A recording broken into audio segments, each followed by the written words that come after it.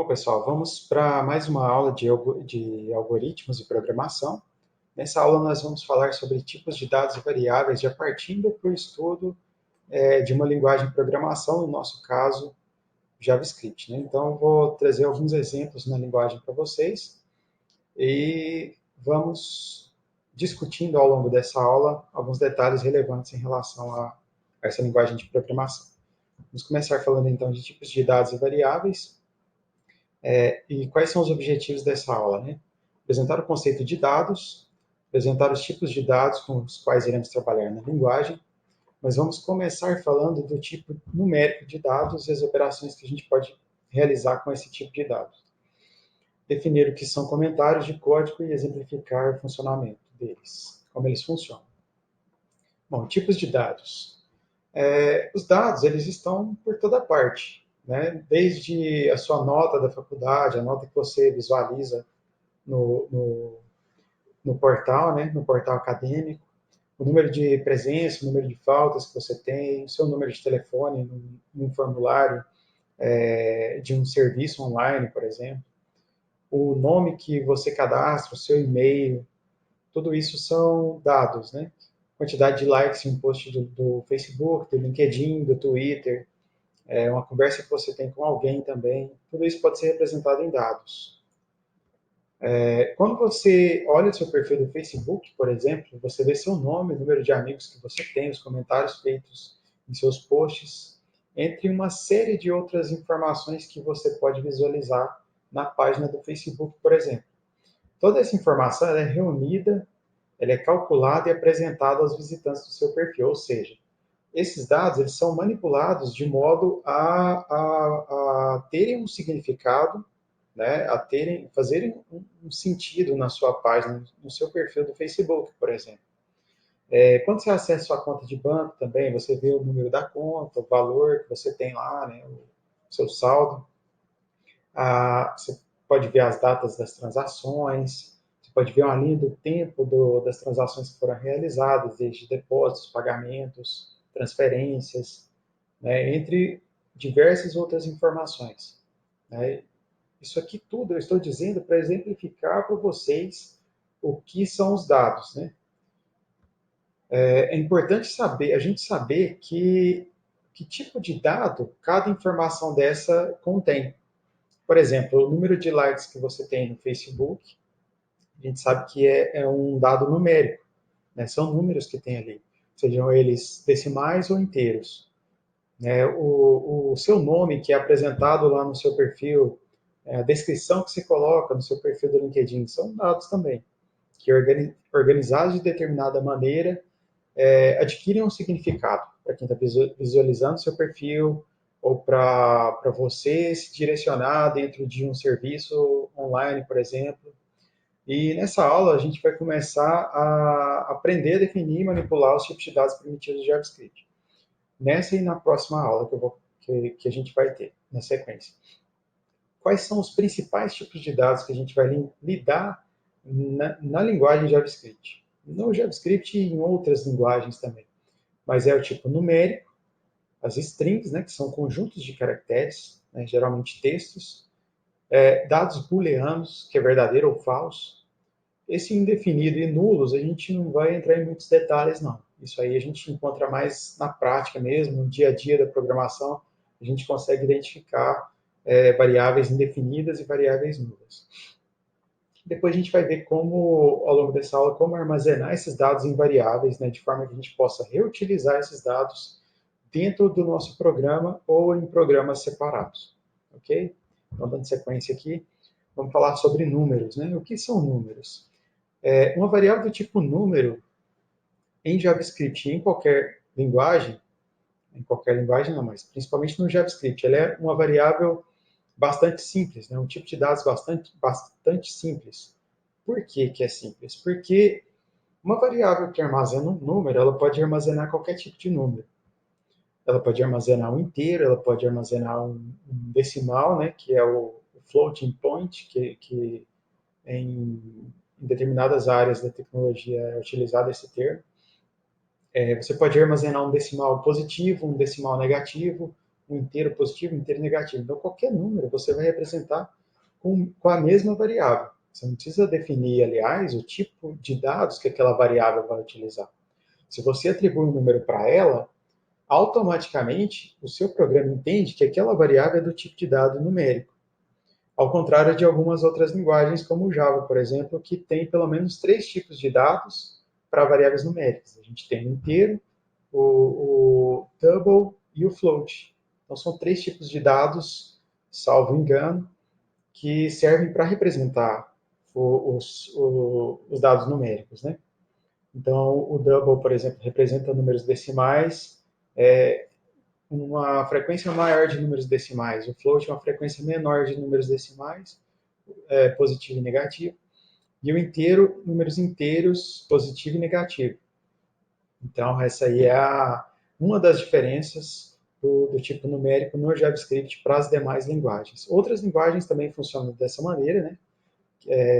O que a gente chama de declaração dinâmica de dados, porque você não precisa definir um tipo de dado específico para aquela variável. O programa automaticamente compreende que aquela variável, ao receber um número, ela é do tipo de dado numérico, ela é do tipo numérico, tá? Para fazer um exemplo aí do que eu estou falando, a gente pode utilizar as ferramentas de desenvolvedor do nosso browser. Então, eu vou minimizar aqui essa janela, vou abrir uma aba nova para a gente fazer um exemplo, um teste, ok? Vou abrir uma aba nova, né? Vou abrir as ferramentas de desenvolvedor. Isso pode ser feito de duas maneiras. Ou você vem aqui e vem mais ferramentas, ferramentas do desenvolvedor. Aliás, são 3 maneiras de abrir isso. Você utiliza esse menuzinho do browser, no caso aqui eu estou utilizando o Chrome, e aí você vai em mais ferramentas, ferramentas do desenvolvedor, ou você utiliza Ctrl Shift I para abri-las, ou F12. Eu costumo utilizar F12 porque é apenas uma teclinha do teclado que já satisfaz aí o que a gente precisa. Então, como o nosso exemplo lá está pedindo, vamos digitar o número 5. Ao inserir o número 5, automaticamente o browser retorna para a gente o número 5. Mas como isso é possível, né? O Chrome, assim como outros navegadores, ele já tem embutido nele um motor JavaScript. Então, você pode fazer a programação pelo próprio console aqui das ferramentas do desenvolvedor. E, aliás, eu vou apresentar para vocês essas ferramentas, né? Ele tem algumas opções aqui. Então, a gente tem essa primeira aba aqui, que é a aba de elementos, né? Que eu posso aumentar a visualização. E essa aba elementos, ela mostra todos os componentes HTML que tem na página que você está aberto no momento. Então, se você abrir dessa página, você vai visualizar esses elementos. Se você abrir outra página, globo.com, por exemplo, ou Globo Esporte, qualquer página, e abrir os elementos dessa página através das ferramentas do desenvolvedor, você vai poder visualizar todo o HTML dessa página. HTML, o CSS que fica aqui do lado. Então, tem essas opções. O console ele já é para apresentar informações relacionadas a JavaScript, né? Algum erro que deu, algum aviso que a página gera, né? Para denunciar algum problema. Aqui em Sources, a gente vê os recursos que essa página utiliza. Então, são imagens, são arquivos HTML, arquivos JavaScript. Então, é tudo listado aqui. E aí, assim, nós temos as outras páginas, né? O network, quanto tempo essa página levou para carregar, e aqui você tem alguns filtros, ó. JavaScript, CSS, as imagens, fontes, e assim por diante. Eu costumo deixar todos marcados aqui que a gente vê de forma global. E a performance, né? Aqui está vazio porque a página realmente é vazia. A memória, né? Quanto de memória que foi consumido para carregar essa página.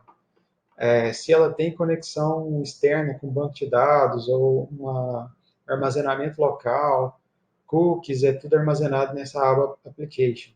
Segurança, são detalhes relacionados à segurança da página. Esse audits aqui eu não sei muito bem, acho que esse recurso é novo, não conheço. Mas o que a gente vai utilizar mais é essa aba Elementos e a aba Console.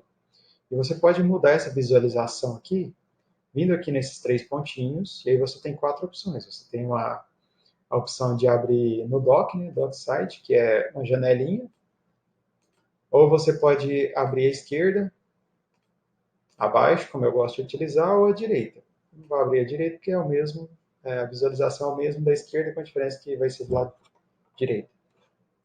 Mas ok, dando sequência aqui, vamos voltar lá. Então, ao inserir o número 5, ele vai retornar 5 para você, certo? Além disso, né, além de você digitar a informação e retornar, você pode fazer cálculos também. Mas se você digitar lá 5 mais 2,1, por exemplo, ele vai retornar o resultado dessa multiplicação. Então, ele já faz os cálculos aritméticos na lata ali. Você passa a informação para ele, o dado, e ele já te retorna a informação mediante a manipulação desses dados.